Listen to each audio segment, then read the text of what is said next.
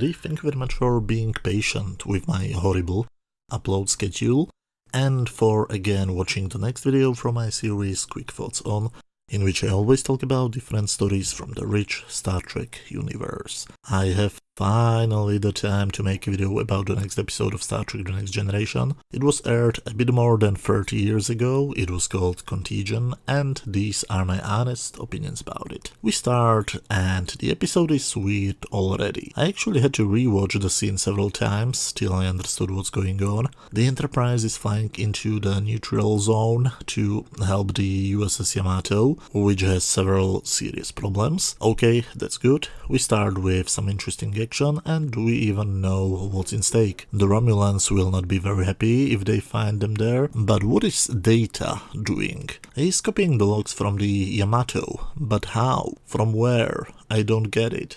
Did the Yamato upload their logs to some Federation server? Where is it located? I always thought that every ship records logs and sends them to the Federation in specified time slots or something like that, and the sad thing is that this problem could be solved very easily. The Enterprise finally meets up with the Yamato and they talk to Captain Donald Varley, Captain Picard's old friend. So, why exactly can they only now copy the Yamato's logs? Wouldn't it make much more sense? Anyway, Captain Varley explains that the Yamato has suffered some very strange accidents. During one of them, they lost a whole team of technicians. Even during their chat, they have serious signal problems, almost as if they used Skype. Varley even thinks that the ship might have a series of construction errors. Because the Yamato is, just like the Enterprise, a Galaxy-class starship, Picard is afraid that his ship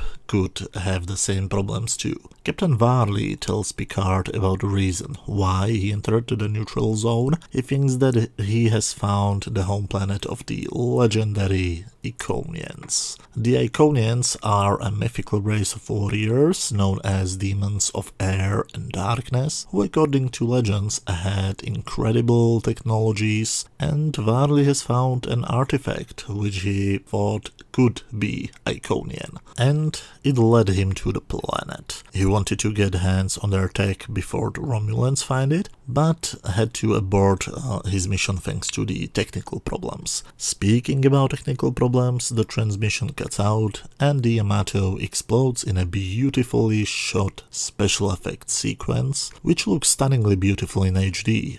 And if that's not enough, a Romulan ship decloaks. This is what I call a perfect teaser. The Enterprise talks to the Romulan ship, but Sub-Commander Taris denies all of the accusations, but still, the Enterprise shouldn't be in the zone, so they make a deal. The Enterprise will leave immediately after they find out why the Yamato got destroyed, and the Romulans will be so nice and don't blow them up. While his crew is trying to investigate what has actually happened, Picard watches the Yamato's captain's logs, which serve the story as an exposition dump, when he notices something weird. His door doesn't open automatically when he wants to leave his ready room, but that's just a tiny bug and won't happen again, right? They play back a video recording of a probe which apparently attacked the Yamato and decide to visit Iconian themselves. Picard has decided to continue Varley's mission, trying to prevent a war with the Romulans.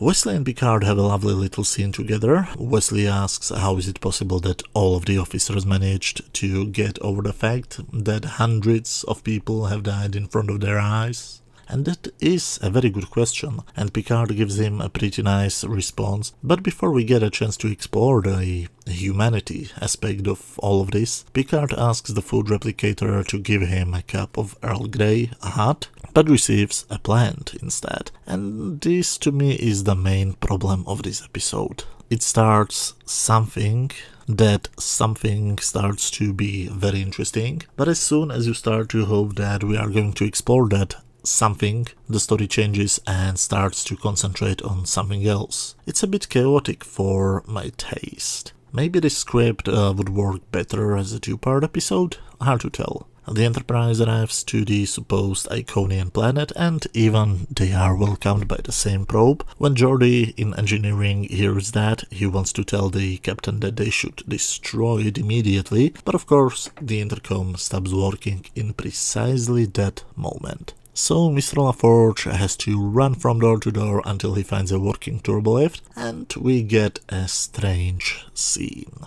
The score tells us that it's supposed to be suspenseful, but if you play the same footage with, for example, I don't know, the Benny Hill show theme, it would perfectly work as a slapstick comedy.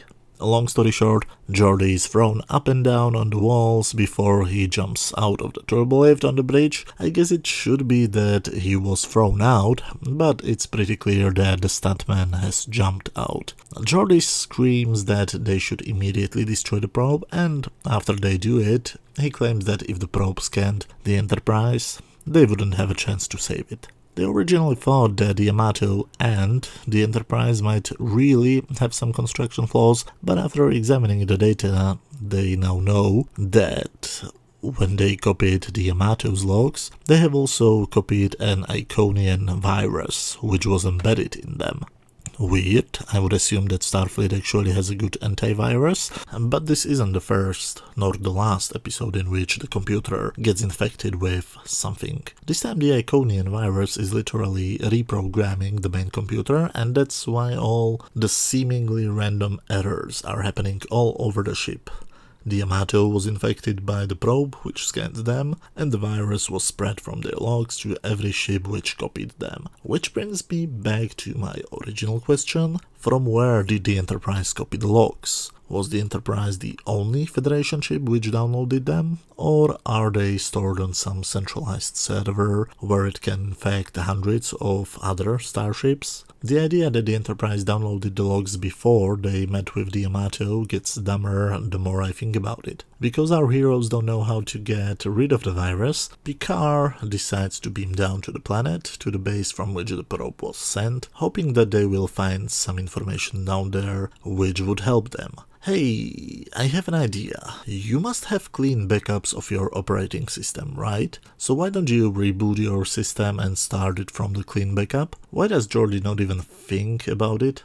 Also, it's nice to see that Riker at least tries to talk Captain Picard out of it. In the pilot, they made a huge point that Riker does not allow his captain to beam down to dangerous planets. They later abandoned the concept completely, but in this episode they still remembered that it was a thing and that they should address it somehow. Oh, and Dr. Pulaski also appears in a scene, in only one scene, which is by the way short and absolutely pointless. So why is she in this episode? To show us that Pulaski is still on board? We also have another great slapstick scene with Geordi. This time he got electrocuted, and again the music seems to think that it's supposed to be serious, but I found it really funny. When Picard, Data and Worf beam down, it's almost like a completely different story starts, and I must admit that this is probably my favorite part of this episode, just pure exploration. They find cool new tech and try to find out what it might be. Good stuff, unfortunately not enough of it. They accidentally open well, there is no better way how to describe it, a Stargate. A Stargate which leads to many different places, and one of the places is the bridge of the Romulan ship, and another one is the bridge of the Enterprise. Now, wait. Why these specific places? Does the gate have pre-programmed destinations and the ships just happen to be in the correct coordinates? It's not like our heroes intentionally programmed the destinations, so why does it lead to the Enterprise? This is again something similar to what I mentioned before, something which is worth exploring. Data has an accident, he gets infected with the same virus and gets blind. Meanwhile, tons of things happen on the Enterprise, but none of it is too important or entertaining to go over it as quickly as possible. The Romulans have also downloaded the Yamato logs, and they also have the same problems. That's the TLDR version of it. So Picard decides to blow up the base, so that it doesn't fall into the hands of the Romulans. Now, this was a bit of a shock to me when I've seen this for the first time. The history buff Picard could blow up something as important as Iconia. Wouldn't it be much closer to his established character to defend the planet, contact the Federation and wait till more ships arrive or something? I don't know, I'm making it up as I'm writing this down. A proper writer should be able to come up with some better solution. I simply think that blowing up the place feels wrong for both Picard and Star Trek. Just saying. Worf jumps through the gate to the Enterprise bridge, bringing the malfunctioning Data to engineering, but Geordi doesn't know how to fix him, so Data dies for something like 10 seconds. Then he simply reboots and wakes up with no memory of what happened since he got infected. His systems have restored themselves from the last clean backup, so yes, Geordi finds out that he can use the same idea on the ship.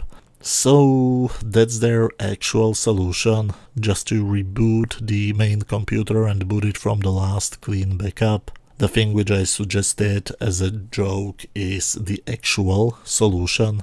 Well, that's anticlimactic. Speaking about climax, Picard wanted to wait until the gate shows the bridge of the Enterprise, but the explosion started earlier than expected, so he jumped to the bridge of the Romulan ship. So yes, another exciting bit. Picard is captured on the Romulan ship, which has this self-destruct mechanism activated, and they don't know how to stop it. So yes, Picard is in serious trouble now. I'm pretty sure his crew will come up with some complicated plan how to get him from the Romulans, right? Well, or Miles O'Brien simply beams him over to the Enterprise after a few seconds. Another anticlimactic ending. So Geordi sends the Romulans the tip how to fix the computer, so I guess that this is the storyline which will have a huge, gigantic climactic ending, right? Or they simply fly away. That's also a good way how to end it. Well, this was a weird one.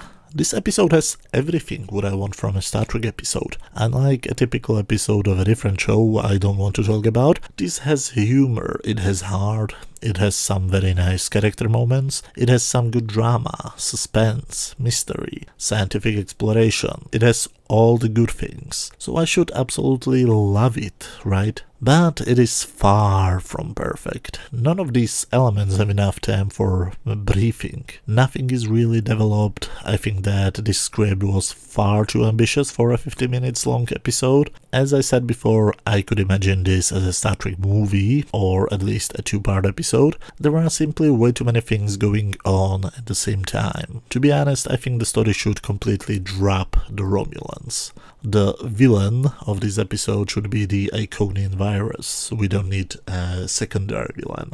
But overall, on my standard scale from 0 to 10, where 0 is complete garbage, 10 is a masterpiece, and 5 is just average, I would give this episode 7 out of 10. Much better than most of the previous episodes of Season 2, but still far from perfect. But as always, those were just my opinions. Feel free to let me know what did you think about this episode. Did you love it, hate it, or think it was just average? Write down your opinions in the comment section. If you enjoyed this video, don't forget to hit that thumbs up button, and you can also watch any of the other videos you can find on my channel. You should see some links on screen right now. Thank you very much for watching, and see you in a couple of days with my video about the next episode of Classic Star Trek called The Savage Curtain. Thanks a lot and see you soon.